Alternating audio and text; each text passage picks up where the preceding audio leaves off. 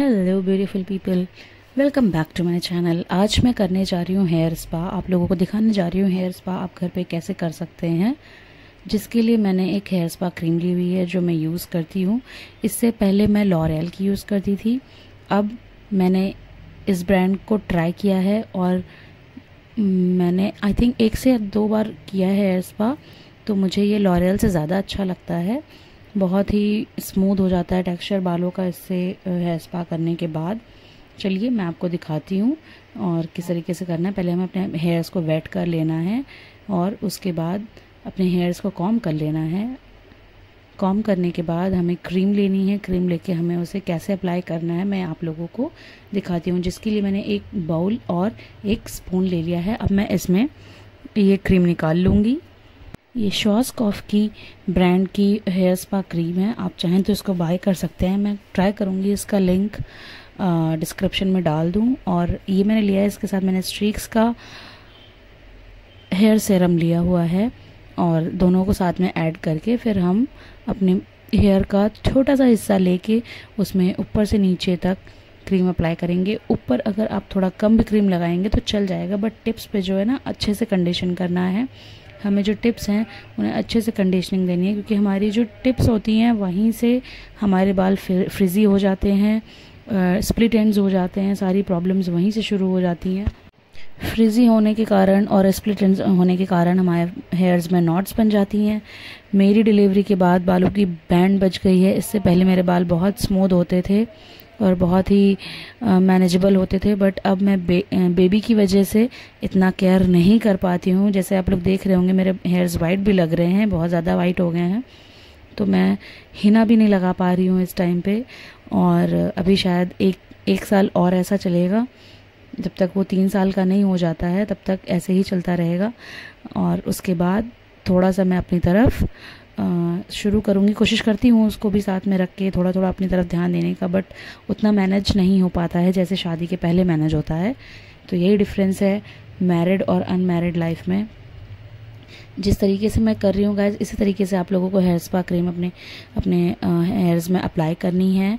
इसके बाद पूरा कंप्लीट करने के बाद हम अपने हेयर्स को स्टीम देंगे। मेरे पास कोई स्टीमर नहीं है यहाँ पे, टू बी वेरी ऑनेस्ट, और अगर आपके पास है तो आप उससे स्टीम दे दीजिए। अदरवाइज़ मैं नेचुरल प्रोसेस आपको दिखा दूंगी कि मैं किस तरीके से अपने हेयर्स को स्टीम देती हूँ, कंडीशन करती हूँ घर पे ही। आप भी वही प्रोसेस अपना लीजिएगा, क्यों पैसे लगाने, क्यों पैसे वेस्ट करने। और जब हम ये चीज़ घर पर ही कर रहे हैं, इसीलिए तो कर रहे हैं ना, ताकि हमारे सैलून के पैसे बचें। तो इसको नेचुरली तरीके से कर लेते हैं तो ज़्यादा बेटर है। आप इस तरीके से क्रीम अप्लाई कर लीजिएगा। अप्लाई करने के बाद एक सेक्शन जो आपके हेयर का है उसे आप इस तरीके से क्लचर कर लीजिएगा। जो पार्टीशन दिया था, अब इसके बाद हम अपने सेकेंड हाफ पोर्शन में सेम तरीके से क्रीम अप्लाई कर लेंगे। अप्लाई करने के बाद फिर हम अपने हेयर को और हेड को थोड़ा सा मसाज देंगे। 1 से 2 मिनट तक मसाज कर लेंगे, ताकि जो हमारे हेयर्स पे जो क्रीम है वो अच्छे से इवनली डिस्ट्रीब्यूट हो जाए। अभी आप लोग देखेंगे आगे कि मैंने किस तरीके से किया है। बाकी और आप लोग बताइए कि ऐसा क्या चल रहा है, सब ठीक, कुशल मंगल। और कमेंट सेक्शन में कमेंट ज़रूर करिएगा। क्रीम लगाने में बिल्कुल भी कंजूसी मत करिएगा और बहुत ज़्यादा ओवर भी मत लगा दीजिएगा। जितना आपको लगे आपके हेयर्स को नीडेड है। मेरे बालों को तो बहुत ज़्यादा नीड थी मैं, क्योंकि मेरे को आई थिंक 1 ईयर के ऊपर ही हो रहा था, मैंने अपने हेयर्स का हेयर स्पा नहीं किया था और ऐसे मैं जल्दी जल्दी कर लेती थी।